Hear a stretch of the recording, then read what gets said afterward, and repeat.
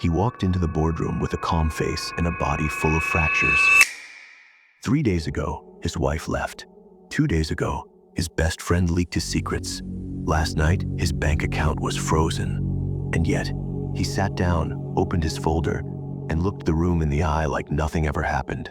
Nobody knew that an hour earlier, he'd thrown up in the bathroom sink. Nobody knew he'd screamed into a pillow until his throat bled.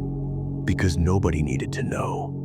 That's the code he lived by. Because when life goes to war with you, it never sends warnings, it just strikes. And it's never just one hit, it's a series. First, they question your credibility. Then, they attack your confidence. Finally, they aim for the part that cracks most people open. Your mind's story of yourself. They want to see your hands tremble. They want to hear your voice waver. They want confirmation that their pressure is working. But what they don't know is that you trained for this. You trained in silence. You rehearsed your breakdowns. You folded pain into routine. You made collapse your sparring partner. Because the real ones don't avoid breakdowns. They simulate them. This isn't about staying calm. It's about becoming so familiar with mental ruin that you stop fearing it. You will lose people. You will be betrayed. Your emotions will try to hijack you. But if you can walk into that room with a mind like a locked vault, where no insult, no failure, no psychological ambush can trigger collapse, then you're not a person anymore. You're a fortress. And from here on out, we're going to build that fortress, brick by brick, system by system, until the next time they try to break you. The psychological reversal, they told you to stay calm, to breathe, to count to 10, to suppress the chaos. They were wrong, because calm isn't control. Calm is an illusion. True control is when you let the chaos in and redirect it like a weapon. Here's the reversal. They said anger is dangerous, emotion is weakness, outbursts destroy credibility. But the truth, suppressed fire doesn't disappear, it ferments, it mutates, and eventually, it burns you. So here's the dark core tactic they never taught you: strategic emotional transmutation. It's not about killing your emotions, it's about weaponizing them. When betrayal hits, you don't numb it, you sharpen it, you sit with it, let it carve a trench in your mind, then you load it into your response, not your reaction. Example, they try to humiliate you publicly. Your body heats up. Your vision blurs. Most people fight back impulsively or freeze. You don't. You observe, memorize, collect their patterns. Then, calmly, you ask one question that shatters their entire point. One sentence. No raised voice. No shake in the hand. Just strategic detonation. That's transmutation. Anger becomes clarity. Fear becomes alertness. Pain becomes foresight. And suddenly, you're not just unshakable. You're dangerous. This tactic makes people uncomfortable because it blurs the line between emotion and logic. It says feel everything, but act with precision. You are no longer at war with your own instincts.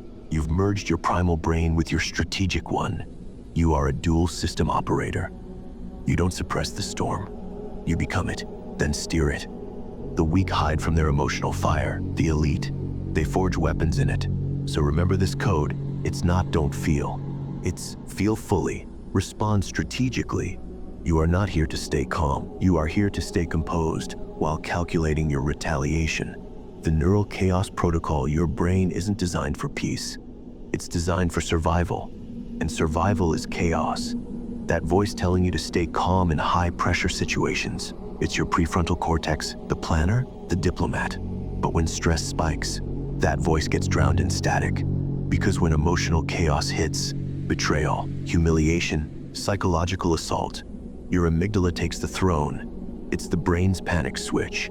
It floods your system with cortisol, hijacks your attention, and prepares you to either lash out or shut down. But here's the protocol they don't teach. You can retrain your amygdala to respond like a sniper, not a scared child. According to a 2016 study by Stanford neuroscientist James Gross, cognitive reappraisal, deliberately reframing emotional triggers, activates the anterior cingulate cortex, a CC, and ventrolateral prefrontal cortex. Translation: you can reprogram your emotional reflexes if you train like it's war. Here's how the neural chaos protocol works. Trigger simulation: you expose your brain to micro stressors daily. Verbal confrontation, social rejection, controlled embarrassment. These aren't setbacks, They're live fire drills for your amygdala, reframing in real time as chaos hits, narrated differently. Not, I'm under attack, but I'm calibrating under fire. This linguistic override activates your ACC, which rebalances threat perception. Dopamine override normally. Dopamine is hijacked by avoidance and comfort. But when you associate stress with growth, dopamine is released during adversity. That rewires your brain to crave challenges instead of fleeing them. The battlefield isn't outside. It's between two neural circuits fight, or flight vests, surgical precision, and the weapon, deliberate exposure. Tactical narration, identity-based reinforcement. Every time you endure, your neurons fire differently. They stop associating discomfort with collapse and start associating it with command. Eventually, chaos doesn't destabilize you, it sharpens you. The louder the noise, the calmer your targeting system becomes. That's the neural chaos protocol.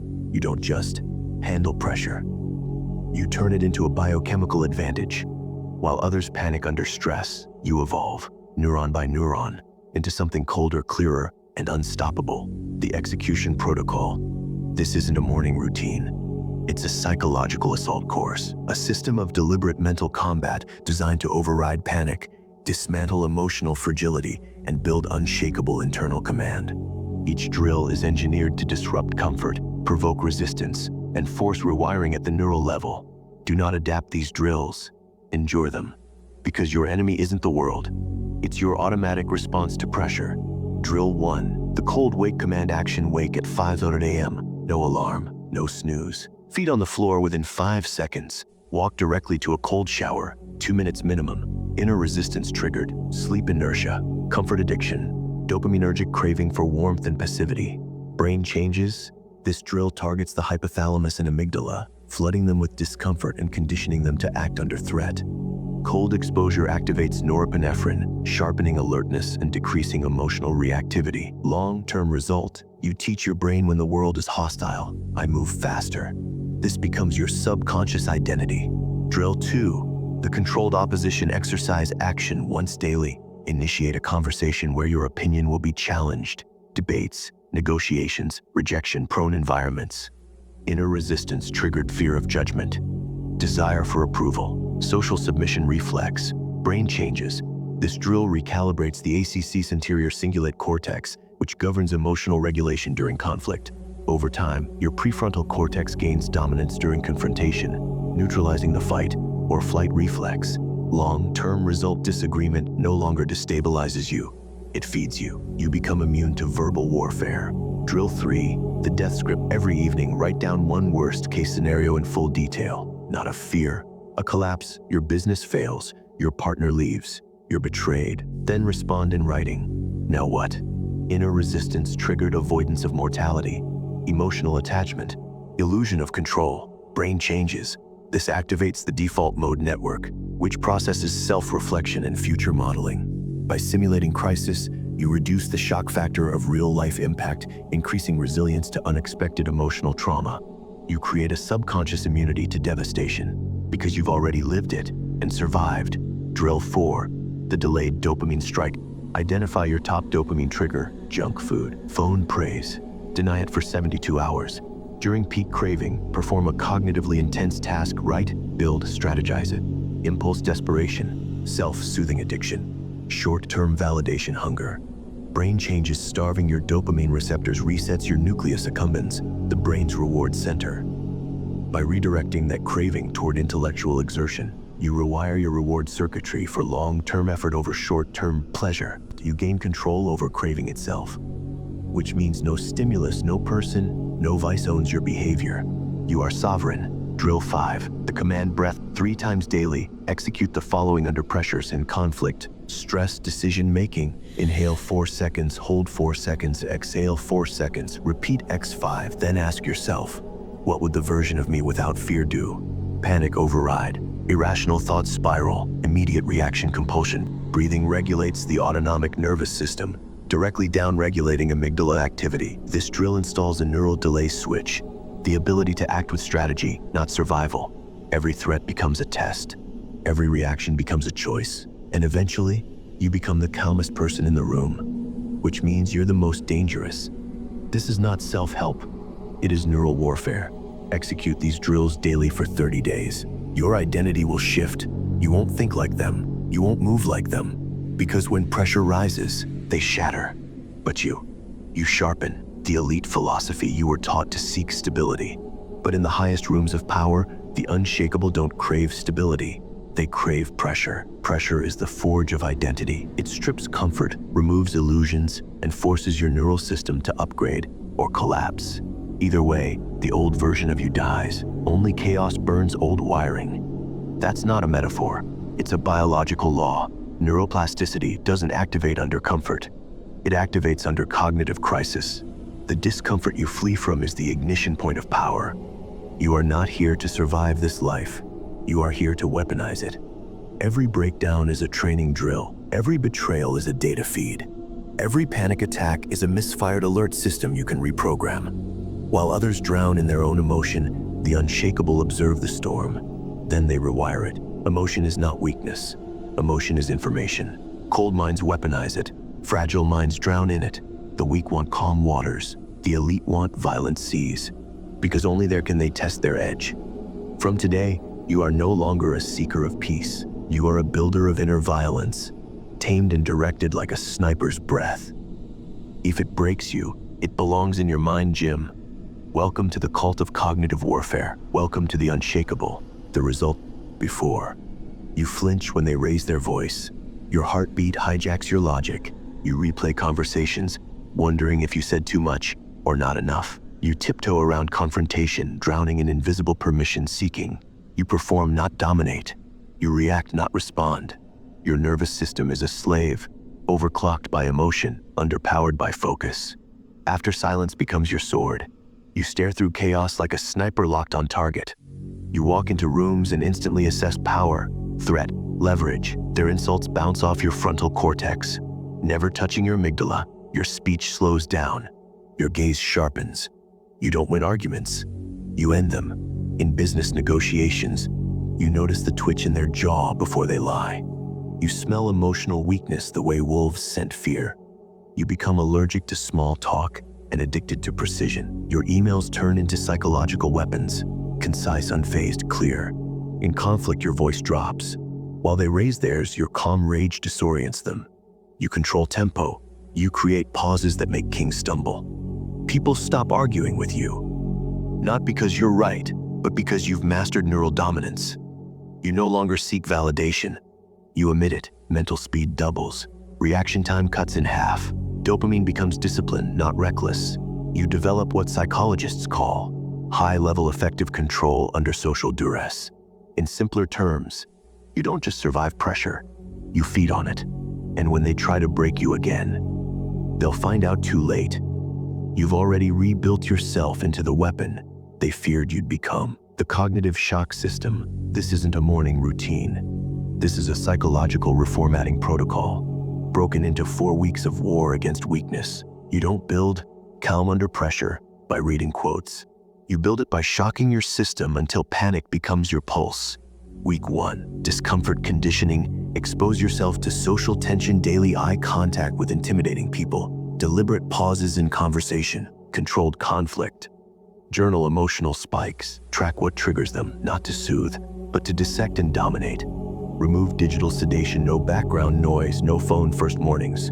Embrace silence, force presence. Mistake 1, people chase fake discomfort, cold showers, hard workouts, but avoid emotional discomfort. Fix, train where the stakes are social. Confront humans, not ice water. Week 2, emotional resistance drills. When tension rises, delay response by 3 seconds. Practice monotone delivery in high-stakes moments. Emotionless precision tech control. Use breath to slow heart rate during verbal conflict. Force calm into your bloodstream. Mistake 2, people think calm means slow. Fix, understand, calm isn't passive.